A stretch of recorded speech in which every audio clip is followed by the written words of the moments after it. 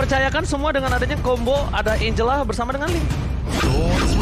Tapi sepertinya ini bakalan Lancelot dengan juga Atlas sebagai inisiator untuk RRQ Hoshi kali ini. Lancelot berarti Bigetron mereka akan lebih memainkan ke arah Assassin juga dong. Yes, benar banget. Linka untuk Max atau justru Hayabusa? Jangan Hayabusa nggak Jangan sih? Haya ya, karena ini kalau ketangkap sama Atlas atau mungkin dengan adanya Valentina ini bakal agak sedikit sulit. Karena ada Terrified ya, dari seorang Valentina. Nah, agak dilema sih buat Bigetron. Itu Pakitoin masih flex banget nih. Pakito sebenarnya oke sih buat jadi jungler ya, karena dia bisa nge-burst down cepat. Dia bisa motong.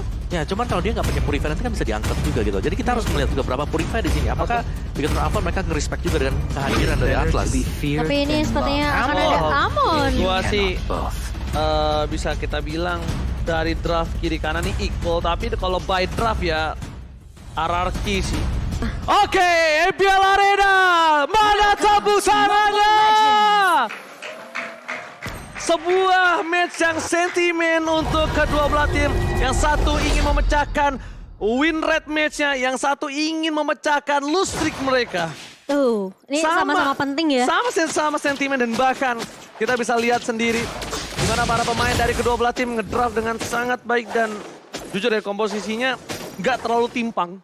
Dari kedua belah tim maupun dari mulai RRQ Hoshi, mereka ambil ke damage, Bigetron Alpha juga, late game sama-sama punya insurance. Dan bahkan lihat, kayak di arah bottom lane, bakal coba untuk maksa untuk menuju seorang Skylar, dipaksa untuk bertahan di dalam turret aja.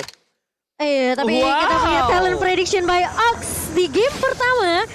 Semua para caster lebih mungkin bisa bilang dominan ke arah draft dari RRQ Hoshi di sini. Ini untuk buat kalian semua yang bertanya, ini talent prediction by apa? Kita sekarang udah by draft. Iya, by apa yang draft. terjadi langsung kita prediksi sesuai draft yang terjadi. Dan bahkan para pemain tim Bigetron Alpha kali ini nampaknya juga harus mulai jangan terlalu terburu-buru ke arah Skylar. Karena mungkin pergerakannya udah mulai tercium oleh seorang Finn. Iya, dan juga tadi dari Max sendiri dia pakai Blood Retribution ya. Berarti nggak bakal ada nanti efek tambahan movement speed. Seperti dari Ice Retribution, misalnya dia pakai Ice Retribution. Iya, tapi kali ini Ki yang menurut aku memegang peranan penting juga sih kalau di awal. Gimana caranya dia bisa ngepok-ngepok ke arah seorang Skylar yang kali ini harus mulai berhati-hati, smoke bomb-nya sudah mulai di pop up. Namun Ki hanya memberikan poke damage aja ke arah seorang Skylar. Gak mau terlalu overcommit juga dari seorang Ki kali ini. Hanya mencoba untuk memberikan informasi yang lebih akurat sih menurut aku dengan Natalia di tangan Bigetron Alpha. Dia bisa rotasi cepat juga ke area midnya kali ini di mana Finn terpaksa menggunakan flicker untuk mundur terlebih dahulu dan tidak mau terpick off oleh pemain dari Bigetron Alpha di area midnya. Ya, apa yang membuat RRQ Hoshi sedang terdesak sekarang adalah dengan adanya Natalia. Nah itu. Setiap kali dia menghilang, dia gak ada di minimap. Dari Skylar harus turret. Ini harus turret sih, tapi kali ini lihat di area turtle-nya. Oh, dari seorang Albert coba untuk masuk ke area depan dan bahkan dari Bigetron Alpha mereka masih bisa untuk mengamankan satu buah turtle yang sudah mulai dipok begitu saja. Tapi Max ini udah mulai serem juga sih tadi. Dan dari endless shot-nya memang belum mulai, tapi Finn menarik dengan satu buah fataling ke arah seorang Ki. Dan tumbang first blood diamankan oleh seorang Clay kali ini. Wow, itu memang ya, ketika nggak ada Purify, ini lagi dan lagi, Bigetron Alpha. Memang sebenarnya karena Atlas yang sudah di-pick sama RRQ Hoshi, ini jadi mahal dari segi spellnya kok. Ya, apalagi Atlasnya udah nginjak di level yang keempat. Oke lah, level 1 juga. Atlasnya pasti main pasif untuk cari levelnya. Tapi begitu dia menginjak level yang keempat, punya Fatal Link, Atlas bakal bisa kemana-mana. Dan ini yang menjadi hantu nantinya untuk Bigetron Alpha. Kalau memang mereka gak bisa melihat positioning dari Finn, mereka bisa dikejutkan dengan Fatal Link. Iya, itu dia menjadi PR utama ya dari Bigetron Alpha. Mereka harus peka lah sama setidaknya rotasi dari seorang Finn ini. Karena posisinya menurut aku juga RRQ Hoshi mereka sama-sama peka dengan keberadaan seorang Kini yang tidak terlihat di map. Ya, dan juga dari emblem Bigetron Alpha sekarang full penetration. Dipakai oleh semuanya, kecuali mungkin Festival of Blood yang dibawakan oleh Soriso. Ya. Ada physical attack di sana. Tapi sisanya kita melihat mereka mencoba untuk bermain agresif. Ya mau nggak mau dia fokus ke arah clear, penetration, physical attack. Tambahan attack, full clear, full damage terhadap seorang Sorizo. Dan kalau dilihat dari posisi Bigetron Alpha dan RRQ Hoshi, ini kedua belah tim yang cukup pasif. Padahal kalau kita anggap dari segi draft Bigetron Alpha, mereka berpotensial untuk melakukan ganking. Apalagi Max dengan seorang KYE disinkronisasikan itu menjadi sebuah damage yang besar. Tapi Finn menuju ke arah bottom lane. Nampaknya informasi telah diberikan dari seorang KYI kalau ada seorang Atlas yang mencoba melakukan takedown terhadap seorang Brody. Iya.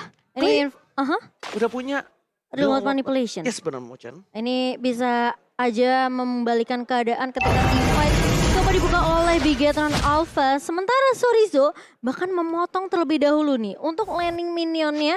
Dan sepertinya dari seorang R7 harus agak sedikit bersabar karena posisinya ini lagi-lagi Natal ini yang tidak terlihat. Namun kali ini dari Sorizo mencoba untuk mengaca ke arah seorang Clay dan bahkan Albert mau tidak mau harus mengcover terlebih dahulu. Vin langsung pataling ke arah seorang Moreno kali ini bahkan sempat diincar dengan satu buah fungsi tapi ternyata di sisi belakangnya Clay-nya akan tumbang di tangan seorang Ki dan Sorizo. Harus ada pertukaran di mana Moreno tumbang tapi Vin akan menjadi target kedua yang di mana Albert berhasil untuk mengamankan turtle-nya tapi R7 terjebak oleh 3 pemain kali ini yang mengejar dan R7 harus tumbang di tangan seorang Max. Kalau bisa dibilang dari pertukaran ini cukup adil, satu dapat turtle, yang satu mendapatkan banyak banget point kill dari tim Bigetron Alpha. Tapi lihat di sisi sebaliknya Albert lebih untung dengan ada satu buah party buff yang diamankan dengan cukup cepat. Dan bahkan jangan lupa ini Eamon. Eamon butuh banget party buff itu Opung Wawa. Dan apakah di arah bottom lane akan menjadi pilihan utama tim fight dari tim RRQ lagi karena Bigetron Alpha. Belum ada coverisasi karena mereka butuh Marky diselamatkan dari game tim RRQ karena kalau tidak ini cukup berbahaya. Keuntungan dari Sorizo di arah top lane itu bisa saja dibalikan dengan cukup pasti. Tapi lihat turning out yang dilakukan. Fokus ke arah turret dan bahkan KYI terdeteksi posisinya. Skylar tidak meninggal dia apa? Berhasil menghindari satu buah Endless Shard dengan Tonrosnya.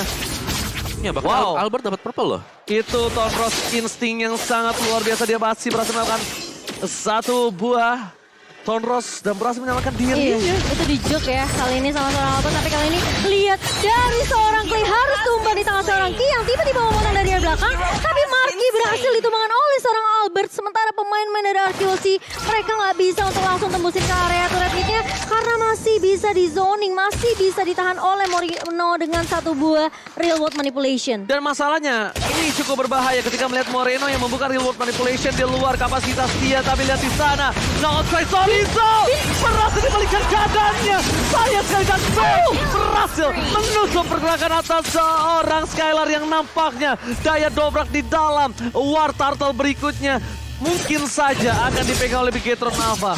Karena sekarang Max udah punya purple buff lagi. Max kita bilang 3.0.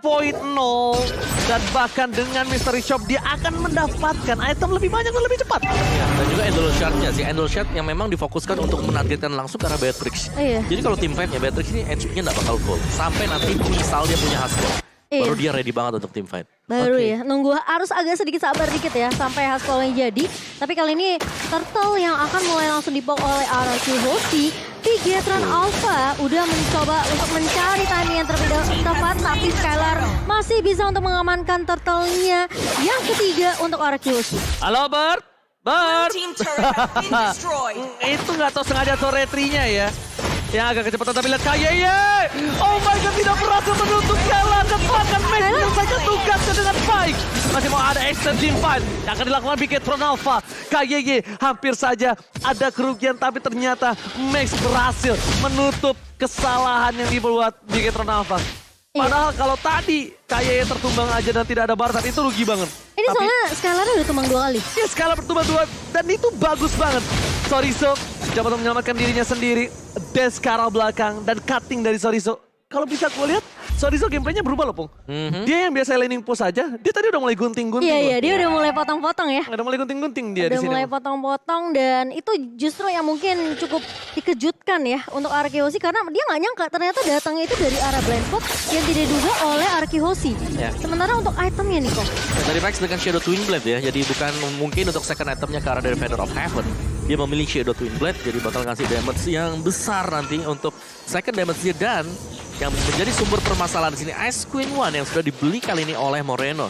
Jadi tim fight-nya dari Bigetron Alpha mereka udah punya. Tinggal bagaimana cara mereka akan menjaga positioning untuk menghadang Albert. Biar Albert gak terlalu cepat untuk ke backliner dari Bigetron Alpha. Sekarang yang aku lihat sih KYI menjadi salah satu winning condition bagi Bigetron Alpha. Kenapa? Karena dia dengan Max ini sangat-sangat sebuah hero yang sinkronisasi kalau align. Kalau mereka jadi satu tujuan, satu target ini bisa mendumbangkan siapapun. Tapi KYY dengan informasi dan lihat langsung terpaut jauh. Sorry di belakang terlalu dalam. Skylar? Tidak bisa ditumbangkan kali ini. Tapi lihat banyak soft skill yang telah dikeluarkan oleh tim RRQ Hoshe. 2 ultimate telah keluar. Apakah Bigetron yang berani memancing keributan di arah Lord terlebih dahulu? Atau bahkan mereka harus menunggu semuanya netral kembali? Mereka menunggu semuanya tidak ada team fight dan laning phase akan coba didorong. Dari komposisi turret, mereka kehilangan satu buah turret dari Bigetron Alpha. Iya, dan posisi dari Skylar ini yang cukup berbahaya karena dia diincar tentunya oleh 2 pemain dari Bigetron. Tapi R7 akan tumbang di tangan seorang Max dengan endless shot-nya. Sementara Kiyoshi mereka harus mendapatkan pertukaran. Tapi kali ini lihat dari seorang Kinya. Clay. Bakal coba ditahan, Clay bakal coba dikejar. Skylar berhasil untuk menumbangkan Ki dan bahkan fataling dari seorang Finn. Memberikan pergerakan ke arah seorang Marcy yang harus di stop. Dan setidaknya dari RRQ Hoshe mereka harus mundur karena Lordnya ini berhasil diambil oleh Bigetron Alpha. Yes, itu masalah sangat banget. Peter Sakasarisa. Pemilihan boost yang cukup baik dan tepat menimbulkan satu buah harta karun yang mahal. Lihat, Pin ditumbangkan, Lord didapatkan, Bigetron owning 1000 gold dan bahkan tetap akan terus bertambah selama Lord masih di tangan mereka. Apakah mereka mampu melakukan laning base dan bakal kalau bisa inner turret yang dimiliki dari RRQ Hoshe mereka harus grogoti.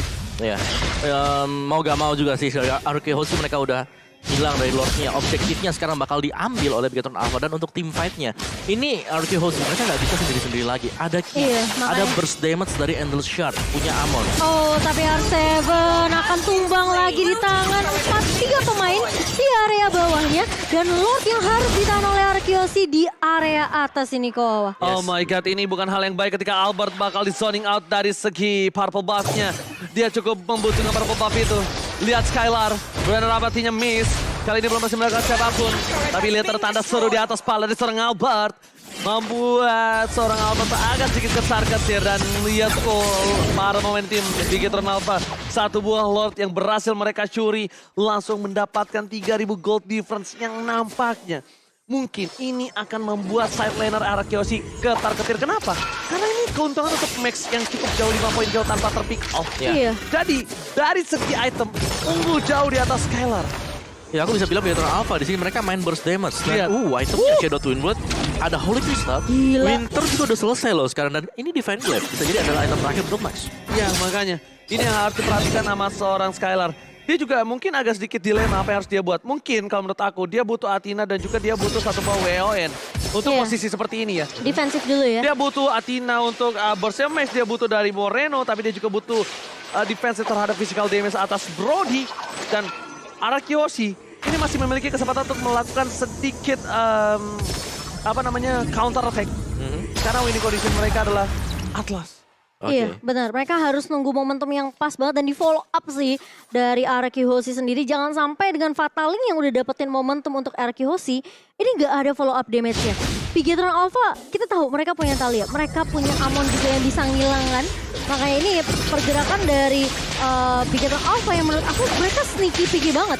Mereka bisa datang dari area blind spot, mereka bisa nabrak dari area belakang, dipotong begitu saja oleh Bigetron Alpha. Iya, tapi jangan lupakan juga bahwa hero yang dipilih oleh Bigetron Alpha itu yang bisa memberikan burst damage. Iya. Dari Natalia, dari Amon, dari Pakito ini bisa nge-burst banget dan harusnya mereka udah mau gak mau, mereka harus bisa combo 5 sekarang. Kalau masih ke pick off 1 demi 1, ini keunggulannya jauh nantinya untuk Bigetron Alpha karena mereka ngegulungnya dari sana tadi. Mereka dapetin momentum, mereka dapetin peluang dari pick off. 1 tumbang, langsung ada objektif lain yang bisa didapatkan oleh Bigetron Alpha. Iya, tapi ini Lord yang kedua yang akan menjadi Lord cukup mahal. Kalau RRQ Hoshe mereka nggak bisa dapetin Lord ini, mereka nggak akan bisa buying time lebih lama lagi untuk ngeriset, untuk dapetin momentum dari seorang Finn. Tapi kalau mereka bisa bait dan manfaati dengan Fataling yang bagus dari seorang Finn, ini mungkin akan jadi sedikit cerita yang berbeda untuk RRQ Hoshe. Tapi kalau Bigetron Alpha, Almos, itu anginnya doang kedengeran tapi lihat Marky. Di depan sana bakal coba ditangkap. Dan bahkan diberhentikan pergerakannya Fatalina. Bahkan hilang dengan cepat tapi Winter selesai. No! Ternyata Winter gak safety. Moreno menjadi pilihan utama. Tidak ada cover. Kayaknya terperangkap. Tepakan. 4 hilang. Looking for wipeout. Ini bencana. Triple kill didapatkan dan bahkan Bigetron Alpha mereka terkena wipeout. Mencoba untuk fokus menuju ke arah base-nya. One strike push is real kah? Ararkiosi fokus ke arah base turret. Mencoba ditahan dari segi damage R7 dan dengan sempat. Buka ke Somai ke jebur Scott. Oh my god. One straight pulse is real. Ararkiosi. Oh my god. Ini yang udah kita bahas ya. Dan tiba-tiba. Satu momentum dimanfaatkan, dimaksimalkan oleh Ararkiosi dengan Fataling dan follow up G. Udah masalahnya, Marky itu udah